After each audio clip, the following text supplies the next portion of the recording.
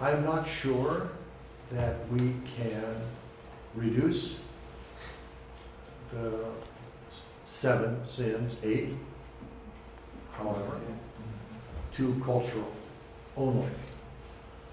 I leave room for a kind of universality, the possibility of universal that's built into human biological nature, so that acts of pride are evolutionary, behavioral evolution, and changing, of course. That we find the meaning of pride changing through the centuries, well, that means it's alive. Because things that are ideas and animals that are alive change. It's not a dead category, in other words. Now, and so it changes through these cultural signifiers, but something remains the same. It's the discussion we were having yesterday, and it became like, the way that it became discussed became hard, like there was this or that. But in fact, it's an evolution. And so it's not that it doesn't have a certain meaning or not. Now, how does pride connect to today's economic situation, which I too find very interesting, and how to use these sins to look at the contemporary view, because if I'm in the contemporary view, I can't see it. I can't see it. Your point is really interesting, and I too am really interested in how this connects, particularly to what you call neoliberalism. I call libertarianism, but we don't use the term as much in Europe or the United States, but South America uses neoliberalism a lot. But it's the same thing. And I tried to find its history, and I find it in early, there's in the United States, there are the Antifa, the anti-fascist movement, which is a very dignified, it's not a party, by the way, and it's a very good group of people that go back to the Weimar Republic in Germany. Antifa, the anti-fascists, were around early, thankfully. They lost. But I trace it to a kind of economics. The economics that now, if you're following the news, the IMF, what is it called? IMF, International Monetary Fund. They're the big international bank who give money to countries, loans, and they'll say, we have money for you. You want money, we have money. Please take it. Yeah. You see the situation in Argentina right now. The IMF, maybe we get money. The other side of that picture is that this is very dangerous, because the second step in this sin of greed is we give you the money, but you have to change the way you live. So, no, you can't have free medicine. No. Free education, Unum's got to go. This is too expensive. I mean, come on. Well, this comes, in the United States we say that neoliberalism is the door to fascism.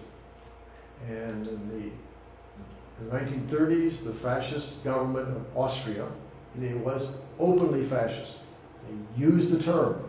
It's not hidden. The Dollfuss government was fascist. They were happy to be followers of Mussolini. But the libertarians of the Austrian School of Economics, which becomes the Chicago School of Economics, which becomes, in Chile, Pinochet imposed that. And in Eastern Europe, they did the same thing. So we have to be, what you're really asking me is a very broad and deep question. I think it's a very profound question. Chief. And what do you think? I mean, would you answer your own question, and then I'm gonna try. It's deep water.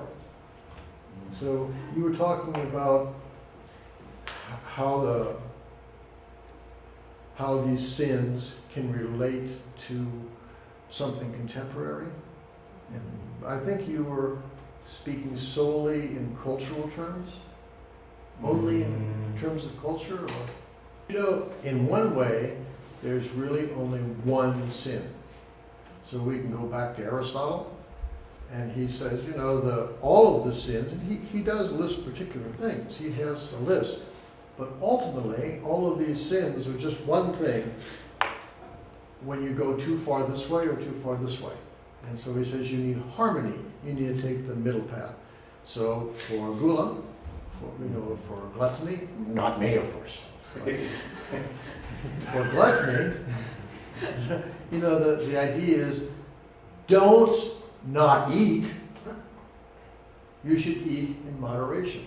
Moderation is a lot more difficult than eating like a pig, that I do, or not eating like Simon of the Desert. I go between those two. And I know in nutrition science, they say, don't do that. In the United States, they call it ballooning, like a balloon. So you go up and you go down, and you go up and down, and they said it's a real bad thing to do. You should eat regularly, and don't be, I don't eat, I don't do this, or don't be, like a pig. So I think you're getting at that too. Can the system, how do we take one of the sins, and all of the sins can be the root. I can make an argument for anger. Anger is the root of all sins. In the Middle Ages, Laudax Malorum est Cupiditas from Chaucer, greed is the root of all evil, period. No question about it. Greed should be the king. So yeah, but do you see how handy, how convenient it is to use the framework of the sins, 7, 8, 6. Yeah, at one time, sadness was one of the sins. To be sad was a sin. And then that became a problem because people said, well, no, there's a good sadness. Then they say, oh, there's melancholy. So then you get academics, philosophers.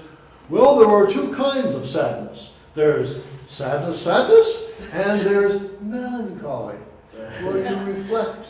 And that's a good thing to have. And so it's like the law, it becomes more and more defined. So I haven't really answered your question, but I'll stop there. Okay. Thank you very much.